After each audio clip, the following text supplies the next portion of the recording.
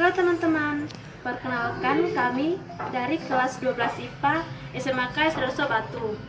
Saya Aprija Putri Cier Saugo, nomor absen 4. Saya Sultina Nela Rosati Karaja, nomor absen 9. Di sini kami akan mempresentasikan alat peraga yang telah kami buat pada mata pelajaran lintas dunia geografi, materi teori konsentrik. Baiklah, di sini saya akan menjelaskan tentang teori konsentris atau zones. Ini alat peraganya ya teman-teman. Menurut Ernest W. Burgess dalam Introduction to the Science of Sociology pada tahun 1921, manusia punya kecenderungan alami yang berbeda, sedekat mungkin dengan pusat kota. Untuk mewujudkan itu, dikembangkan kota berbentuk konsentrik dengan pusat kota sebagai inti. Baik teman-teman, berdasarkan teorinya dibagi menjadi 5. Yang pertama, ini ya teman-teman, zona pusat daerah kegiatan atau lebih disingkat PDK atau CBD. Terdapat toko-toko besar, bangunan, kantor, bank, rumah makan, dan pusat bisnis dan sebagainya. Jadi teman-teman, yang kedua bentuknya seperti ini, yaitu zona peralihan atau transisi. Daerah ini terikat dengan zona pusat dengan kegiatan penggunaannya campuran antara pusat usaha dengan pemukiman.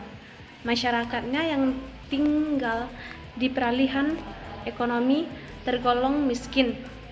Dalam perencanaan penggunaan, zona ini diubah menjadi kompleks perhotelan, parkir, dan jalan utama yang menghubungkan dengan daerah luarnya. Jadi guys, ini yang ketiga, namanya zona permukiman kelas proleter. Zona ini dihuni oleh pekerja kelas rendahan. Rumah-rumahnya termasuk zona kecil. Jadi teman-teman, ini yang gambar yang keempat, namanya zona permukiman kelas menengah atau residential zona. Pengertiannya, pekerja kelas menengah dengan keahlian dan penduduknya umum tinggal di zona ini, kondisi rumahnya lebih baik. Yang kelima, ini gambarnya, namanya zona permukiman elit, dihuni oleh orang-orang dengan perekonomian baik seperti pengusaha atau pejabat. Seterusnya, zona penglajur. Daerah ini penggunaannya yang warganya bekerja ke atas. Menurut Ernest W. Burgess dalam Introduction to the Science of Sociology pada tahun 1921, manusia punya kecenderungan alami yang berbeda, sedekat mungkin dengan pusat kota. Untuk mewujudkan itu, dikembangkan kota berbentuk konsentrik dengan pusat kota sebagai inti. Baik teman-teman, berdasarkan teorinya dibagi menjadi 5. Yang pertama, ini ya teman-teman, zona pusat daerah kegiatan atau lebih disingkat PDK atau CBD. Terdapat toko-toko besar, bangunan, kantor, bank, rumah makan, dan pusat bisnis dan sebagainya. Jadi teman-teman, yang kedua bentuknya seperti ini, yaitu zona peralihan atau transisi. Daerah ini terikat dengan zona pusat dengan kegiatan penggunaannya campuran antara pusat usaha dengan pemukiman. Masyarakatnya yang tinggal di peralihan ekonomi tergolong miskin. Dalam perencanaan penggunaan, zona ini diubah menjadi kompleks perhotelan. Seterusnya, zona penglajur. Daerah pinggiran ini yang warganya bekerja di kota dan harus pulang pergi cukup jauh. Nah, teman-teman, itu adalah teori dari konsentris atau zones. Selanjutnya, alat peraganya ini ya teman-teman. Ini yaitu teori sektoral. Zona ini yang ada di kota terbagi seperti bentuk pita. Orang cenderung membangun aktivitas sedekat mungkin dengan jalur utama dengan memungkinkan sistem jaringan jalan dan lalu lintas. Maka aktivitas akan meningkat juga. Jadi ini pembagian zona-zonanya. Yang pertama namanya PDK atau CBD. Yang kedua ini.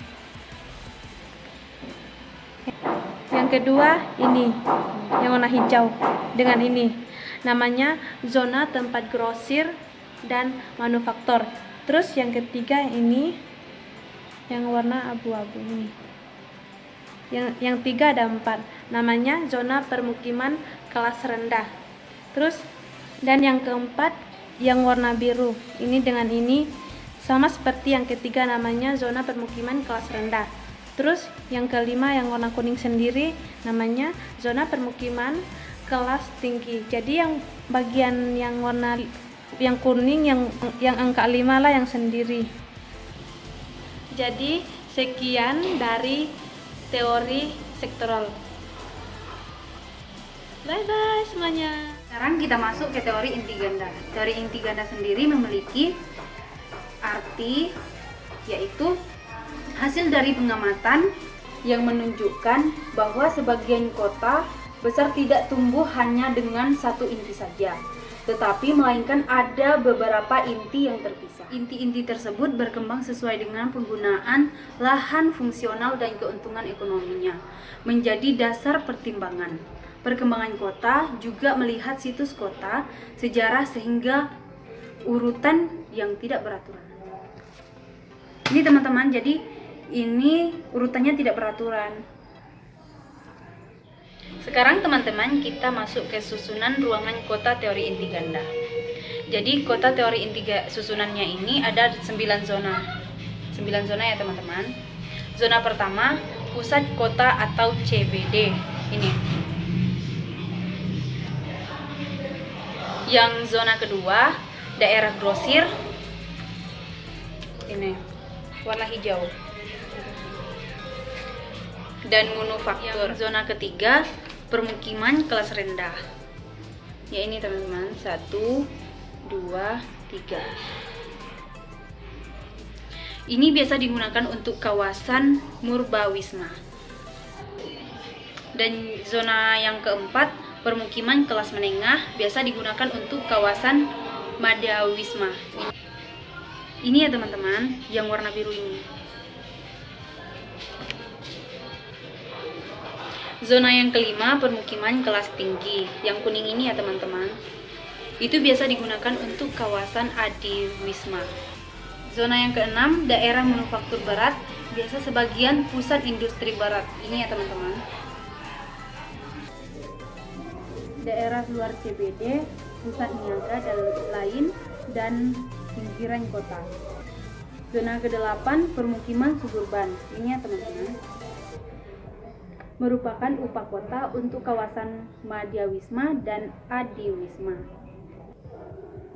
Dan zona yang terakhir ya teman-teman, ini zona yang ke-9, yaitu daerah industri suburban, merupakan upah kota untuk kawasan industri. Nah, yang tadi kami jelaskan adalah materi dari teori konsentris. Yang pertama konsentris atau zones, yang kedua sektoral, dan yang ketiga inti ganda. Jadi, kami buat alat peraga ini supaya mudah memahami bagaimana tata perwilayahan yang baik. Semoga alat peraga ini dapat bermanfaat bagi kita semua. Pesan untuk kita semua, tetap jaga jarak, sering cuci tangan agar kesehatan kita terjaga. Semangat mencapai garis finish. Lulus.